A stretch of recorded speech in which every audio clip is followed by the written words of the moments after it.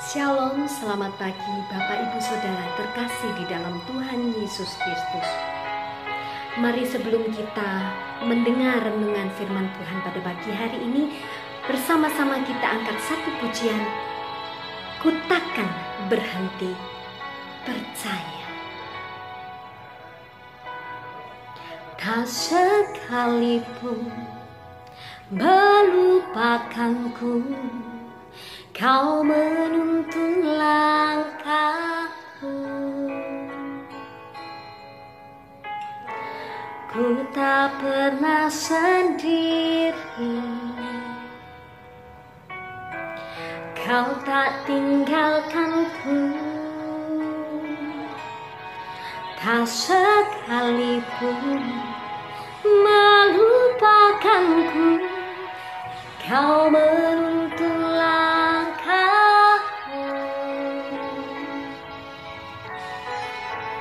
Ku tak pernah sendiri, Kau tak tinggalkanku. Ku tak akan pernah menyerah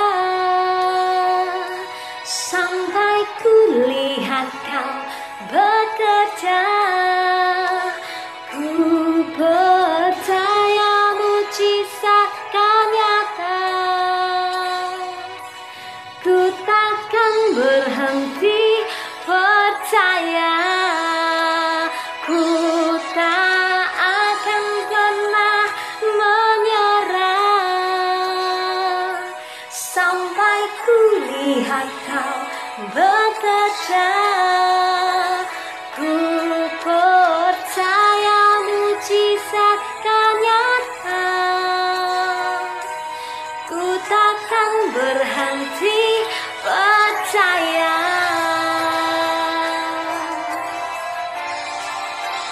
Ku tak akan pernah menyerah sampai ku lihat Kau bekerja.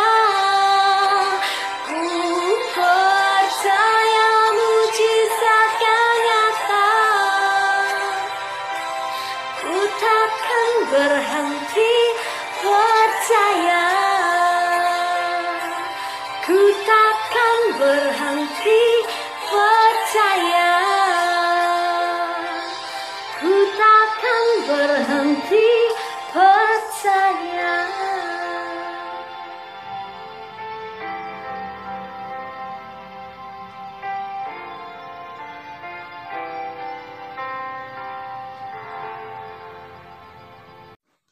Shalom, selamat pagi Bapak Ibu Saudara Jemaat yang Tuhan Yesus kasihi. Pagi hari ini kita akan mendengarkan firman Tuhan, tapi sebelumnya mari kita berdoa terlebih dahulu. Bapa di sorga, kami datang kepadamu Tuhan. Pagi hari ini kami rindu untuk mendengarkan kebenaran firman Tuhan. Tuhan Yesus, Engkau memberkati kami. Tuhan Yesus, Engkau mengurapi kami. Berikan kepada kami hati dan telinga seorang murid, supaya kami mengerti akan setiap perkataan firman-Mu dan dapat kami lakukan dalam kehidupan kami hari lepas hari. Berfirmanlah bagi kami, di dalam nama Yesus kami siap untuk mendengarkan firman-Mu. Haleluya, amin. Bapak Ibu yang dikasihi Tuhan, pagi hari ini kita akan mendengarkan firman Tuhan yang saya akan bagikan kepada kita semua, terambil dalam kitab Injil Matius pasal yang ke-15 ayat yang ke-21 sampai dengan ayatnya yang ke-28. Kisah tentang perempuan Kanaan yang percaya. Judul perikopnya yaitu perempuan Kanaan yang percaya. Saya akan membacakannya bagi kita semua. Lalu Yesus pergi dari situ dan menyingkir ke daerah Tirus dan Sidon. Maka datanglah seorang perempuan Kanaan dari daerah itu dan berseru, "Kasihanilah aku ya Tuhan, anak Daud, karena anakku perempuan kerasukan setan dan sangat menderita." Tetapi Yesus sama sekali tidak menjawabnya. Lalu murid-muridnya datang dan meminta kepadanya, "Suruhlah ia pergi, ia mengikuti kita," dengan berteriak-teriak. Jawab Yesus, "Aku diutus hanya kepada domba-domba yang hilang dari umat Israel." Tetapi perempuan itu mendekat dan menyembah Dia sambil berkata, "Tuhan, tolonglah aku." Tetapi Yesus menjawab, "Tidak patut mengambil roti yang disediakan bagi anak-anak dan melemparkannya kepada anjing." Kata perempuan itu, "Benar Tuhan, namun anjing itu makan remah-remah yang jatuh dari meja tuannya." Maka Yesus menjawab dan berkata kepadanya, "Hai ibu, besar imanmu, maka jadilah kepadamu seperti yang kau kehendaki." Dan seketika itu juga anaknya sembuh. Bapak Ibu yang dikasihi Tuhan, firman Tuhan telah saya bacakan kepada kita semua, kisah tentang perempuan Kanaan yang percaya. Dia bukan dari keturunan orang Yahudi, tetapi dia non-Yahudi. Dia ada di Kanaan. Kalau dalam Injil Markus mencatat bagi kita bahwa ia adalah seorang Yunani dari bangsa Siro-Fenisia. Ini sama aja. Dan penduduk ini ada di Tirus, di Sidon, dan ini adalah penduduk dari kota Kanaan. Nah, yang menarik dari cerita ini yaitu menjadi berkat buat kita semua. Kita akan belajar supaya kita tidak pernah menyerah. Ya, judul khotbahnya yaitu tidak pernah menyerah. Dan kita akan belajar dari salah seorang perempuan Kanaan ini, di mana dia tidak menyerah untuk mendapatkan pertolongan daripada Tuhan Yesus. Nah, kita lihat bersama dari ayat-ayat ini yang tadi sudah kita bacakan. Yesus memberi sikapnya terhadap permohonan dari perempuan Kanaan ini, dan bagaimana kita juga melihat sikap respon daripada perempuan Kanaan ini yang menjadi pelajaran buat kita pada pagi hari ini. Yang pertama, kalau kita melihat akan kisah ini, maka sikap atau respon Tuhan Yesus pada waktu wanita Kanaan ini meminta pertolongan kepadanya, maka sikap Yesus yang pertama yaitu Yesus tidak menjawab doa daripada perempuan ini. Pada ayat yang ke-23 ketika perempuan ini meminta kepada Yesus, Alkitab berkata, tetapi Yesus sama sekali tidak menjawabnya. Bapak Ibu, Alkitab berkata Yesus tidak menjawab. Berbeda yaitu ketika Yesus tidak mendengar doanya. Kalau kita lihat cerita ini, Yesus mendengarkan apa yang dia minta. Bukan Yesus tidak mendengar. Karena itu Yesus tidak menjawab, berarti dia mendengar. Berbeda kalau kita berdoa dan Tuhan tidak mendengarkan doa kita. Ya. Jadi ada hal di mana Tuhan tidak mendengarkan doa kita. Hal yang pertama yaitu kalau Tuhan tidak mendengar doa kita karena kita bukan anak. Ya, ketika kita berdoa Bapa kami, doanya Bapa kami yang di surga. Yang memanggil Bapa, ya pasti dia itu adalah anak. Nah, kalau kita bukan anak Tuhan, sudah pasti Tuhan tidak mendengarkan doa kita. Yang kedua, Tuhan tidak mendengarkan doa kita yaitu ketika kita masih berdosa. Dalam kitab Yesaya pasal yang ke-59 ayat 1 dan 2, bahwa yang menjadi penghalang antara kita dengan Bapa di surga adalah dosa kita. Bukan tangannya tidak kurang panjang, bukan telinganya tidak kurang tajam untuk mendengar doa kita. Tetapi yang membuat Tuhan tidak mendengar doa kita adalah segala kejahatan dan dosa kita. Karena itu, dua hal ini membuat Tuhan tidak mendengarkan. Nah, lain kasusnya, lain ceritanya dengan perempuan Kanaan ini. Tuhan mendengarkan doanya, tetapi Tuhan tidak menjawab doanya. Yang menjadi pergumulan besar bagi setiap para pendoa, ya, bagi Bapak Ibu yang suka senantiasa berdoa, menjadi pergumulan besar yaitu Tuhan tidak menjawab doa kita. Ya, kita berharap, kita berdoa, kita minta supaya Tuhan menjawab doa kita. Tetapi kalau kita lihat kisah ini, Tuhan Yesus sama sekali tidak menjawab doa daripada perempuan Kanaan ini. Ya, ini adalah sikap Tuhan Yesus yang pertama. Kalau sikap Tuhan Yesus yang kedua, dari cerita yang kita baca di sini, maka respon Tuhan Yesus atau sikap Tuhan Yesus yaitu dia bukan cuma tidak menjawab, tetapi dia menolak. Ya, dia menolak perempuan Kanaan ini. Saudara, ini yang terjadi bagi perempuan ini, yaitu respon Yesus. Dia menolak akan apa? Yesus menolak akan permohonan daripada perempuan Kanaan itu. Dan kita melihat bersama apa yang dilakukan oleh perempuan Kanaan ini. Kita mencatat bagi kita bahwa dia tetap terus, dia tidak pernah menyerah, dia tetap maju terus, dia tetap meminta belas kasihan Tuhan dengan sikapnya, dengan apa yang dia lakukan, membuat sebagai satu permohonan kepada Tuhan. Saudara, itu sikapnya dia. Tapi mari kita mau belajar dulu lihat respon dan sikap dari Tuhan Yesus. Yang kedua yaitu kita mencatat bagi kita Tuhan menolak dia. Nah, Tuhan katakan apa? Aku diutus hanya untuk domba-domba yang hilang dari umat Israel. Itu salah satu jawaban Tuhan, di mana Tuhan menolak akan permohonan daripada perempuan ini. Ya. Itu yang Yesus lakukan. Yang pertama, Tuhan Yesus sudah tidak respon Tuhan. Tuhan tidak menjawab doanya dia. Yang kedua, Tuhan sudah menolak dia. Yang ketiga lagi, sikap Tuhan, respon Tuhan, yaitu Tuhan menolak dengan apa? Dengan kasar. Ya, kalau kita lihat ceritanya, apa yang Yesus katakan? Yesus katakan tidak patut mengambil roti, ya, dan diberikan kepada anjing. Ya, Bapak Ibu bisa membayangkan perkataan Yesus kepada perempuan itu, ya, kalau anak-anak itu bangsa Israel dan kepada anjing itu dari bukan bangsa Israel, dan perkataan anjing itu ditujukan kepada perempuan ini. Itu adalah sikap Yesus, di mana dia menolak dengan kasar, kalau bisa dicatat bagi kita.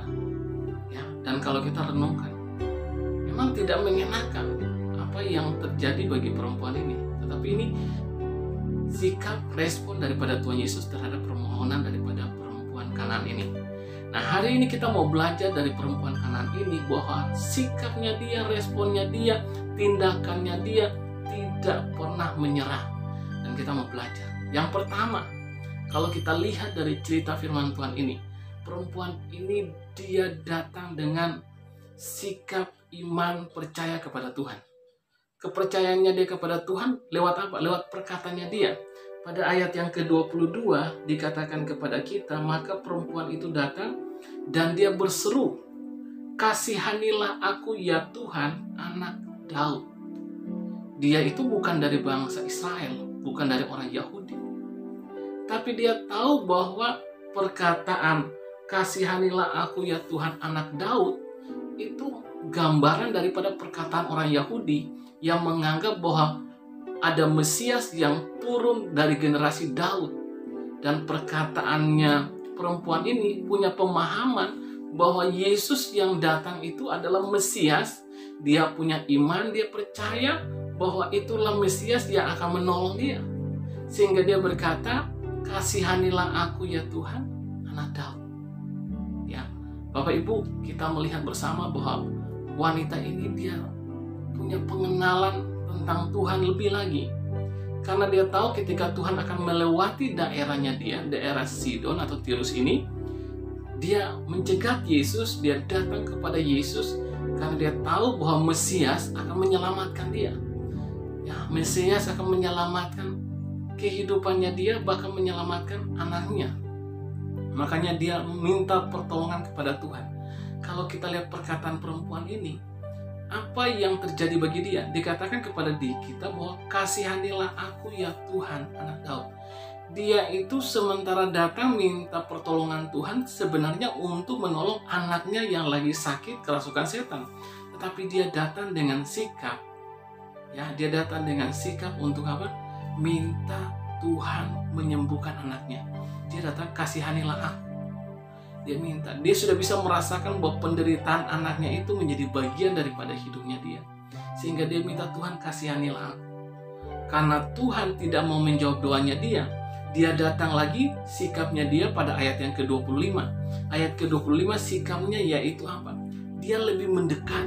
Nah, kita berkata dia lebih mendekat lagi kepada Tuhan Yesus. Kalau tadi dia mungkin dari jauh dengan teriakan, "Kasihanilah aku, kasihani aku." Sehingga murid-muridnya itu mereka merasa terganggu. Mereka mereka berkata kepada Tuhan, Tuhan suruhlah dia pergi. Ya, karena dia mengikuti kita dengan berteriak-teriak, dia mengganggu sekali.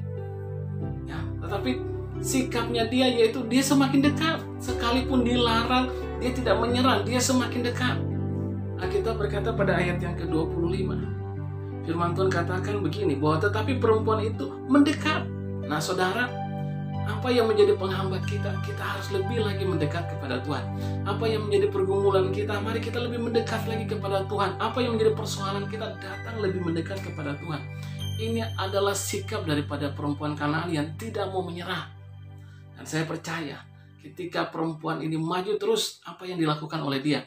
Selain dia lebih mendekat dengan Tuhan, dia lebih merendahkan diri di hadapan Tuhan. Dia tidak malu. Kita berkata pada ayat yang ke-25 bahwa setelah dia mendekat, dia menyembah. Perempuan ini dia sujud menyembah Yesus. Saudara, ini yang dilakukan sikap yang sangat luar biasa. Dia tidak mau malu, sekalipun dilarang dia dekat, sekalipun mereka menolak dia, malah dia lebih sujud menyembah. Dia lebih merendahkan diri di hadapan Tuhan. Dia tundukkan kepalanya, dia sujud menyembah kepada Tuhan, sambil dia berkata, Tuhan tolonglah aku. Kedua kali dia katakan apa? Tuhan tolonglah aku. Untuk apa? Untuk menyembuhkan anaknya yang lagi sakit. Saudara, ketika kita datang berdoa kepada Tuhan, kita minta doa, minta pertolongan kepada Tuhan. Mungkin bukan persoalan kita, tetapi persoalan orang lain. Pergumulan orang lain yang kita bawa, tetapi pergumulan masalah orang lain itu dirasakan oleh orang yang berdoa menjadi masalahnya dia, menjadi pergumulannya dia. Dan seperti perempuan Kanaan ini masalah anaknya kerasukan setan, ini masalahnya anaknya sakit, tetapi kesakitan anaknya, pergumulan anaknya itu sudah menjadi bagian daripada kehidupan ibunya, sehingga dia datang kepada Tuhan sambil dia sujud kepada Tuhan dan berkata, Tuhan tolonglah aku. Kata yang kedua, yang pertama tadi apa? Kasihanilah aku. Yang kedua, tolonglah aku. Ya, apa yang Yesus lakukan? Kita tadi sudah lihat, Yesus malah menolak dia. Dan kali ini Yesus menolak dia dengan kasar. Ya, perkataan anjing ditujukan kepada perempuan ini. Tetapi mari kita lihat sikapnya yang ketiga dari perempuan ini. Perempuan ini pada ayat yang ke-27 berkata begini, kata perempuan itu, benar Tuhan, namun anjing itu makan remah-remah yang jatuh dari meja tuannya. Nah, apa yang perempuan ini katakan? Intinya, keinginannya, harapannya yaitu Tuhan mau menolong dia. Apapun perkataan daripada Tuhan, saya tetap terima. Apapun, dia tidak membantah, dia tidak menolak Tuhan, dia tidak kecewa dengan Tuhan karena Tuhan tidak mau menjawab, dia bahkan menolak dia. Dia tidak kecewa, tapi dia tetap mengakui dirinya dia, sekalipun apapun yang terjadi, dia tetap berkata, Tuhan, Engkau jawaban dalam kehidupan kita. Hari ini saya mau berkata kepada kita pun, apapun persoalan masalah yang kita hadapi, ketika kita percaya sama Tuhan, Tuhan pasti akan menolong kita. Ya, sekalipun kita mungkin ditolak, sekalipun mungkin kita didiamkan oleh Tuhan, sekalipun mungkin kita direndahkan, kita tidak dianggap, tetapi kita belajar daripada perempuan Kanaan ini. Dia tidak pernah menyerah. Dia maju terus. Dikatakan apapun, dia tahu bahwa Yesus adalah jawaban dalam kehidupannya dia. Saudara, hari ini saya percaya, ketika kita dengan tekun datang kepada Tuhan, kita akan melihat pertolongan Tuhan nyata dalam kehidupan kita. Dia akan menjawab setiap doa dan pergumulan kita. Mari saya mau mengajak kita semua, mari kita satu dalam doa. Kita berdoa, kita minta pertolongan Tuhan supaya Tuhan menjawab pergumulan kita. Hari-hari ini apapun masalah yang kita hadapi, ketika kita datang kepada Tuhan, kita tetap bertekun di dalam doa. Kita jangan mundur, kita maju terus, kita berdoa terus, kita berharap pada sana Tuhan.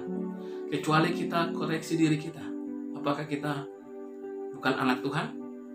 Atau kita perlu koreksi diri kita. Jangan-jangan ada dosa yang menjadi penghalang kita dengan Bapa di surga, sehingga Tuhan tidak mendengar doa kita. Tapi hari ini saya percaya, Bapak Ibu menjadi anak-anak Tuhan, Tuhan pasti mendengar doa kita. Mari kita datang kepada Tuhan. Bapa di surga, kami mengucap syukur dan kami berterima kasih untuk firman-Mu hari ini. Kami boleh belajar dari perempuan Kanaan ini.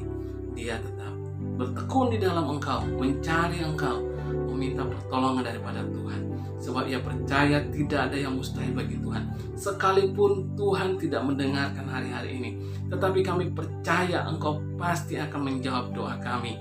Kami percaya Tuhan, sekalipun seperti perempuan ini merasa ditolak Tuhan, tetapi kami boleh belajar dari dia. Dia tetap maju terus buat Tuhan. Sekalipun dia ditolak dengan kasar, dikatakan angin, tetapi dia tetap menerima itu Tuhan. Sebab dia tahu bahwa dalam Tuhan Yesus ada jawaban. Kami mengucap syukur dan kami berterima kasih. Hari ini kami berdoa di dalam nama Yesus. Tuhan, Engkau jawaban bagi setiap pergumulan jemaat Tuhan. Di mana saja mereka berada, ketika mereka dalam keadaan sakit penyakit, dalam nama Yesus, jadilah sembuh. Sebab kami tahu bahwa kesembuhan itu datangnya daripada Tuhan. Kami percaya Engkau Bapa penyembuh kami. Kami mengucap syukur dan kami berterima kasih. Tuhan, berikan kekuatan bagi yang lemah. Tuhan, Engkau menolong kami semua, sehingga kami bisa melewatinya dengan percaya, beriman, sehingga Tuhan, Engkau Allah yang memberkati kami. Kami bersyukur ya Bapa, Engkau berkati akan setiap pekerjaan Tuhan yang ada di Gereja Betel Maranatha. Engkau melindungi, Engkau menolong semua kegiatan yang akan berlangsung ke depan. Dan biarlah Tuhan senantiasa memberkati kita semua.